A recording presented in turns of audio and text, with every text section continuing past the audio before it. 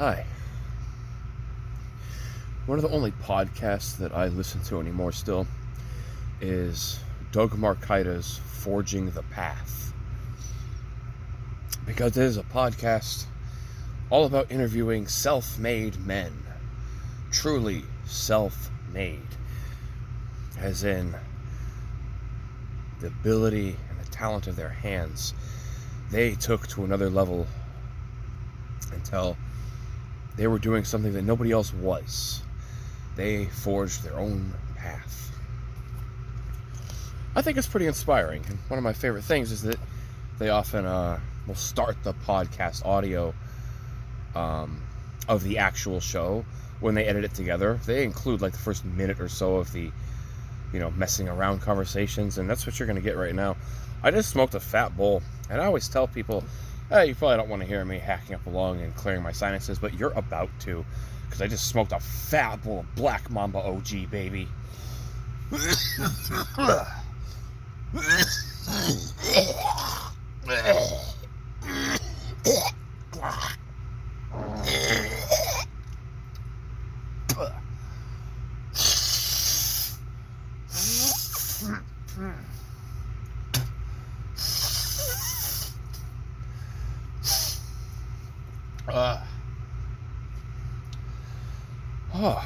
Yeah. That's usually what happens before every video I've ever uploaded on here. Now you know. Okay.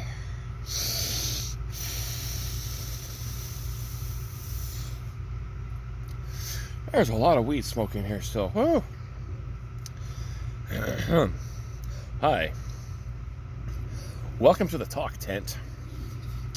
I have tried to record this video multiple times, and something about it didn't feel real enough for some reason to me. I think I was just too emotionally distraught, because as I was going through the story of Lufia 1 and 2, I also came to realize that the stories of the Estplis saga, parts 1 and 2, as it's known in Japan,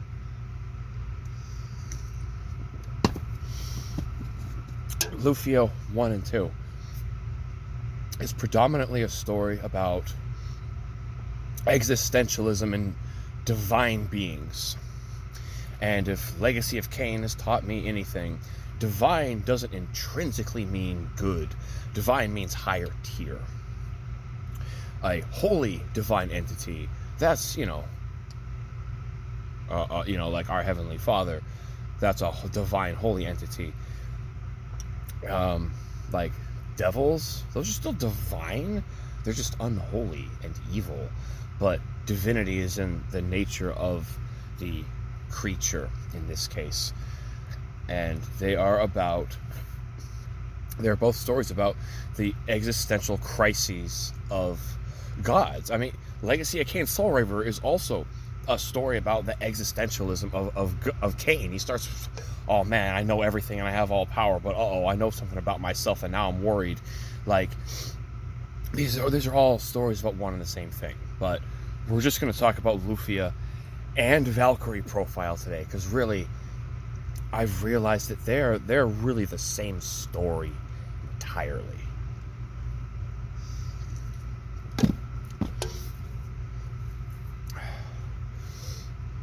Valkyrie profile, if you never played it, to sum that up, it is a story about a Valkyrie in service to Odin in Valhalla.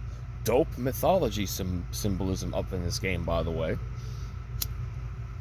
You play as Lennith the Valkyrie. Your job is to recruit Einherjar into your temporary Asgardian forces, the Earth, Asgard. This is normally when I would cut the video and do it over again, but I'm not gonna deal with it. I'm a human being and I spit. And okay, can't talk about Valkyrie profile without mentioning that Arngrim is literally Guts from Berserk, and he's awesome, and I'm glad that Freya's like, by the way, that guy's a douchebag, and we don't want him. It's because Arngrim's whole story is rebelling against the crown in service of self-justice. So they don't really like that in Valhalla.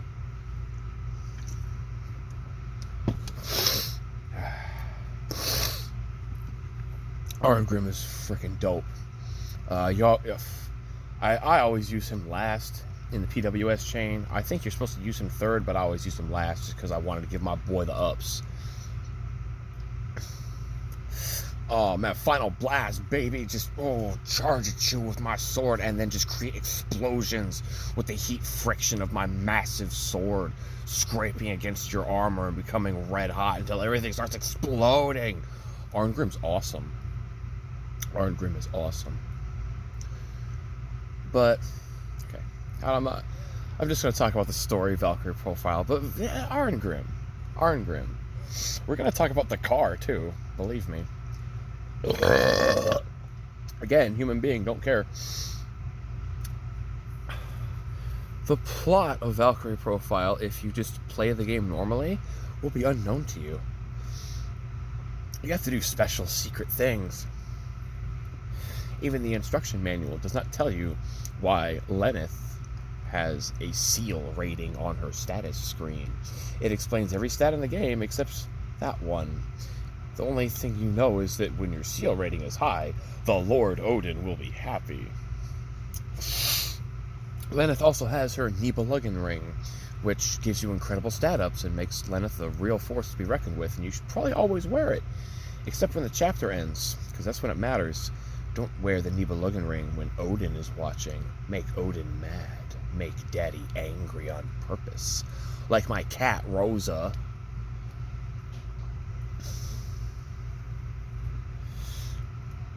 If you just play through Valkyrie profile normally, you're going to go into Niflheim and you fight Bloodbane, who's kind of hard, and your normal cheesy C mode ending for babies, because you got the bad ending. And in the end, Lenneth gets imprisoned back in a crystal. And then the really weird epilogue and prologue start to mend together. And you understand why Platina is a girl who looks exactly like Lenneth, because whenever the gods don't need to use Lenneth as a goddess of death anymore, she's just sealed away, because a goddess of death with her own free will would be a dangerous thing. But if you do everything just right, if you visit that flower field where that scene happens, where you see why the game is called Valkyrie Profile, one of those moments. It's really good in the original Japanese voice acting, because instead of saying anything, Lenneth just gives a primal human scream when she realizes what she's responsible for.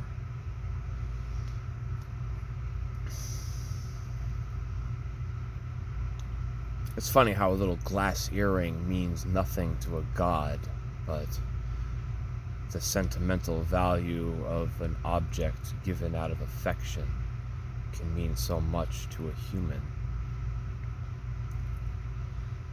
I loved that moment of seeing a noble, powerful warrior goddess scrambling on the ground, getting dirt beneath her fingernails as she's scrawling around trying to find that earring. It's a pretty powerful moment, in my opinion. The moment that she begins to see the value in humanity and look at life through a different lens. It's pretty heavy. It is so strong, in fact, that you have to piss off Daddy Odin enough and get far enough in the game to have transferred Platina's boyfriend after he dies and becomes an Einherjar warrior. You have to transfer him to Valhalla to go fight in the war against Ragnarok's encroachment. While he's there, Loki abuses him and tricks him and helps him steal the water mirror. But before that happens, that's when, Platina's boyfriend, who, when he looks at Lenneth, the death goddess, the Valkyrie, he just sees Platina. And he gives her that earring through the water mirror, and, And then she realizes that now, even in Valhalla, he has died. As a human, he died, and as a warrior in Valhalla's service, he has also died. And I am a goddess of death. Why do I care that anyone or thing should die? My nature is death. So why does my heart now hurt?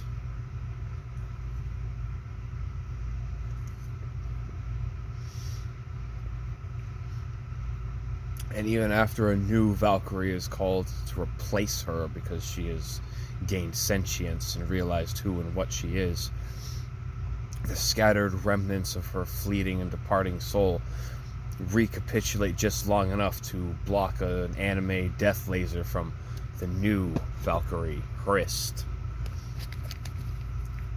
just to protect the little earring. And then the rest of the game deals with Lizard Valeth, who, frankly, I'm not going to talk about because she's pizza. If you know, you know. Weird dude. The most hateable character. The most revilable character. To whom I have to give some form of props to whoever was willing to voice act such a character, and who frankly did a tremendous job at bringing to genuine life such an actual monster.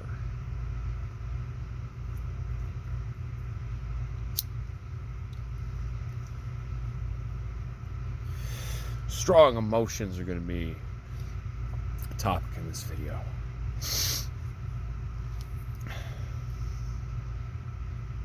But through one of his homunculi of Platina, when she was 8 years old, I guess we are going to talk about him, that he has a bunch of test tubes of a bunch of underage girls that are all naked in his lab because he's been consistently cloning Platina because he has a crush on the Valkyrie, the death goddess. Yeah, seriously, the most hateable character ever. Villain is a compliment. There are so many villains that are just chaotic neutral compared to Lizard Valeth. What a piece of unbelievable criminal madness.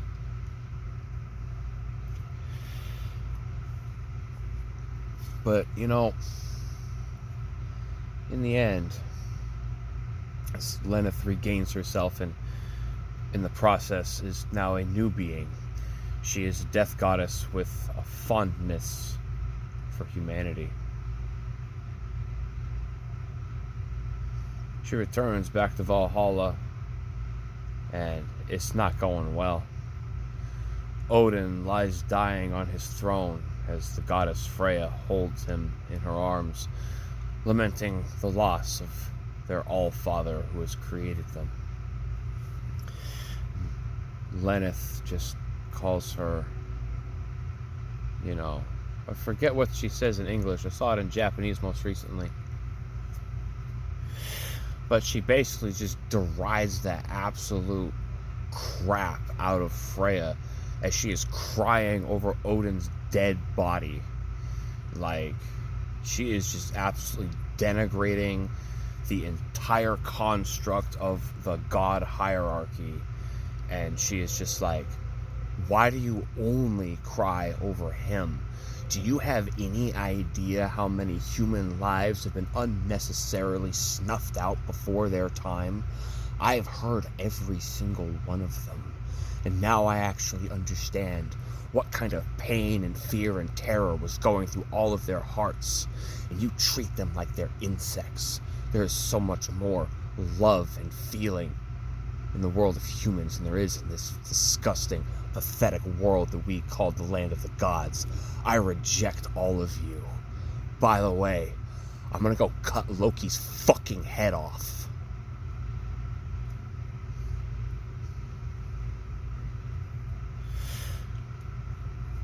Now, when I first played this game, I was just discovering Yuki Kajiura, and it was at this point that, even though the music in the game is really good, Motoi Sakuraba is, quite frankly, a musical genius that I did not have an appreciation for when I was younger.